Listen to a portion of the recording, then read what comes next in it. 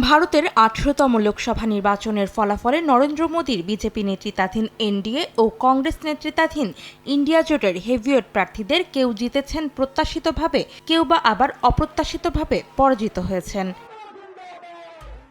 নিজ আসনে বারাণসীতে টানা তৃতীয়বারের মতো জয় পেয়েছেন প্রধানমন্ত্রী নরেন্দ্র মোদী। নিজের নিকটতম প্রতিদ্বন্দ্বী কংগ্রেসের অজয় রায়ের চেয়ে ১.৫ লাখের বেশি ভোট পেয়েছেন তিনি।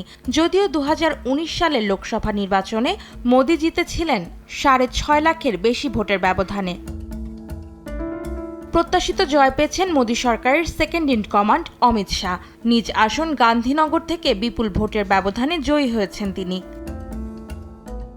এদিকে রেকর্ড সংখ্যক ভোট পেয়ে ২ আসনেই জয় পেয়েছেন কংগ্রেস নেতা রাহুল গান্ধী। ভোট গণনার ৭ ঘণ্টা যেতে না যেতেই নিশ্চিত হয়ে গেছে উত্তরপ্রদেশের রায়বেরেলি আসনে ৬,৭০,০০০-এর বেশি ভোট পেয়ে জয়ী হয়েছেন তিনি। নিকটতম প্রতিদ্বন্দ্বী বিজেপি প্রার্থী দীনেশ প্রতাপ সিংয়ের চেয়ে তিনি প্রায় ৪ লাখ ভোট বেশি পেয়েছেন। এছাড়া কেরালার ওয়েনার আসনেও জয় নিশ্চিত করেছেন রাহুল। নিকটতম প্রতিদ্বন্দ্বী সিপিএম প্রার্থী আনি রাজার থেকে ৩ লাখ ভোট এগিয়ে এ জয় নিশ্চিত করেন তিনি।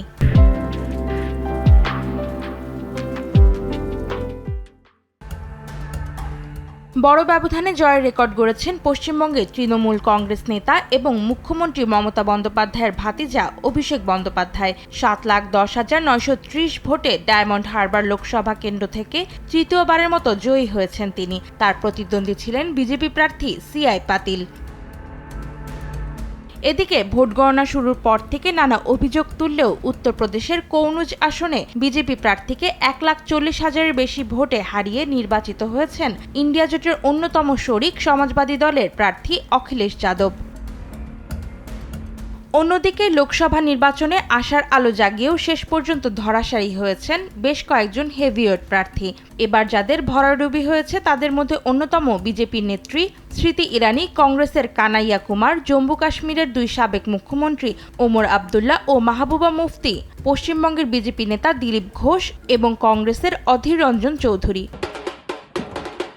অন্তরা সেন, সময় সংবাদ।